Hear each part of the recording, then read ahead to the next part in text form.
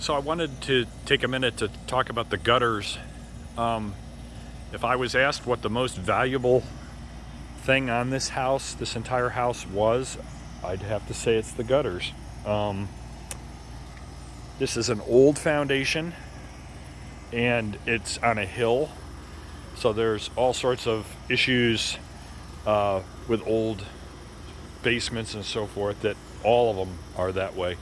Part of mitigating any kind of leaking was we actually had this patio built to create level ground. To sort of, it used to be that the ground came straight down to the window, which wasn't really good. So we put this entire patio in to sort of create a level surface and a barrier between, water and the house.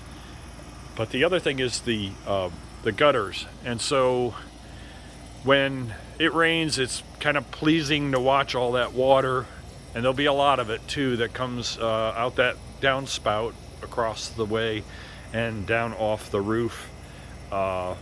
Eventually, maybe you want to put a gutter there. I saw no reason to do that, but that's a lot of water that's being channeled very quickly away from the house, and you'll see that it goes all the way. It's at least 10 feet away from the house, where it's actually downhill from the house and safely.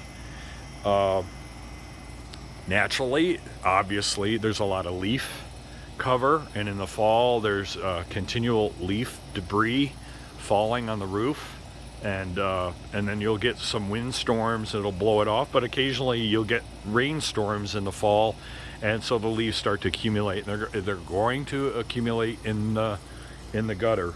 I had a ladder pretty much staged right here going up, and so about once a week getting up there and taking a tool and clearing that gutter, keeping that gutter clear. You do not want to let that gutter fill up.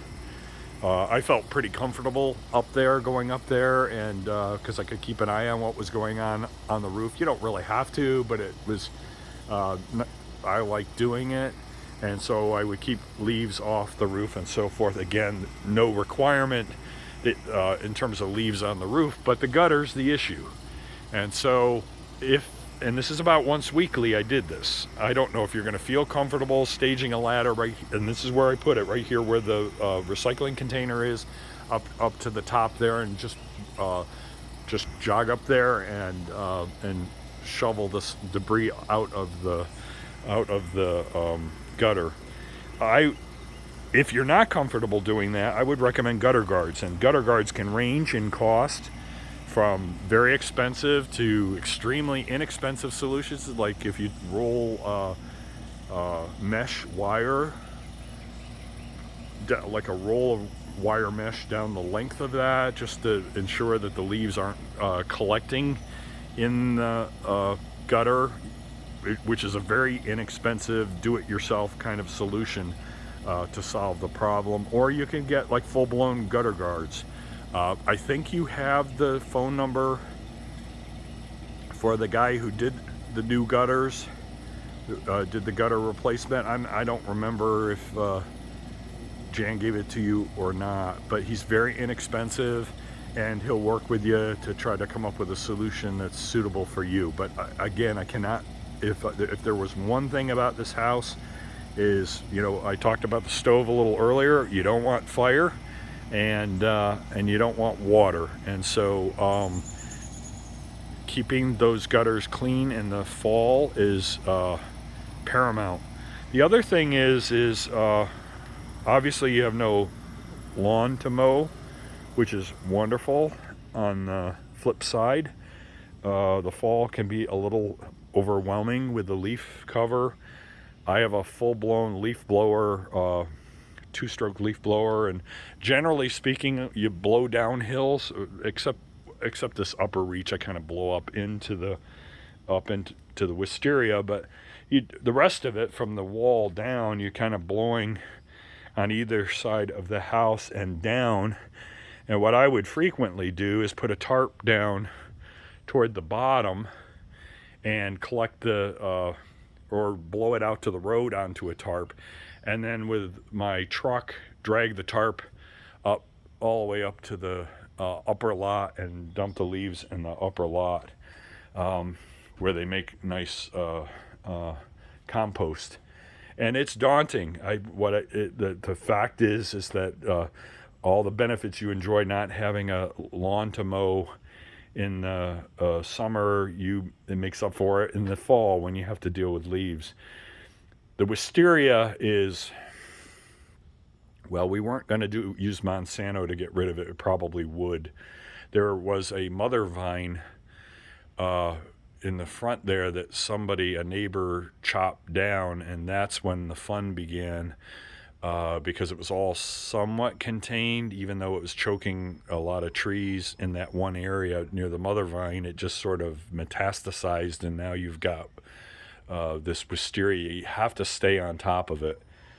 It's even going down into the front here. You can't let it get away from you.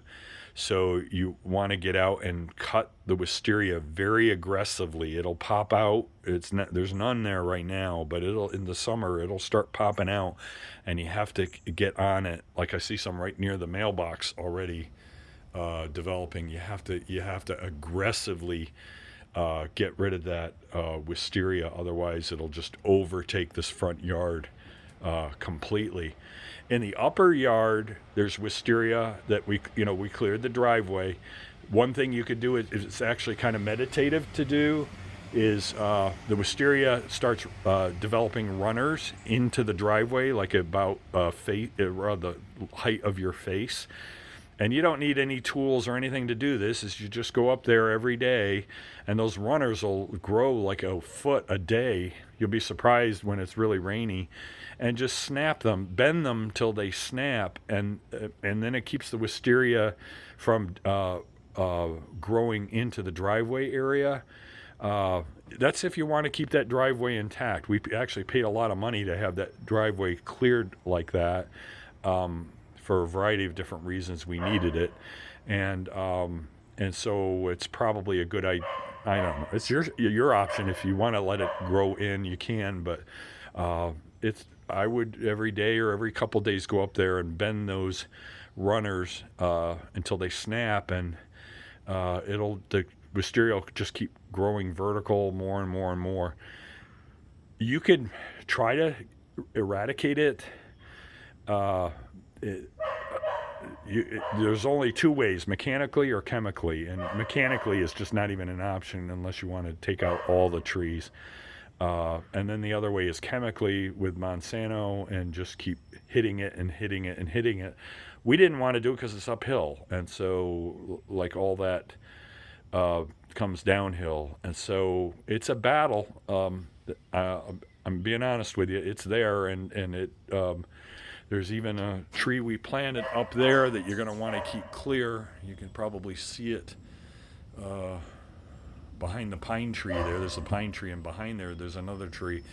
It'll wrap circularly around the trees and grow up and choke the trees. And so having somebody come in and keep cutting those off the trees so that they don't choke the trees and then the trees fall.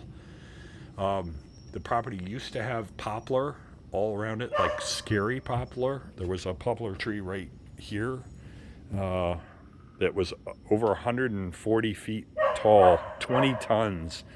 There was another poplar tree here in the corner that was mammoth, and then another one in the back here, which is the biggest of all. You could actually see the hole in the canopy from where we took it out. We got rid of all the poplar around the house, and that just leaves hardwoods. But you want to, probably that branch is ready to go when it starts getting overlying the house. You want to kind of keep those at bay. I think that's about it with the outside. Again, we have enjoyed it immensely. I have felt like typically with property, you own the property. I almost feel like it's an exchange. It doesn't own you, but it's a give and take exchange when you have something like this, and then you're just the groundskeeper for a short period of time. And that's how I felt about this property. We were stewards of the property and not really even owners. So I hope you experience that same sense of partnership with it, and I hope it serves you many years and that that it brings you a lot of joy. Thank you.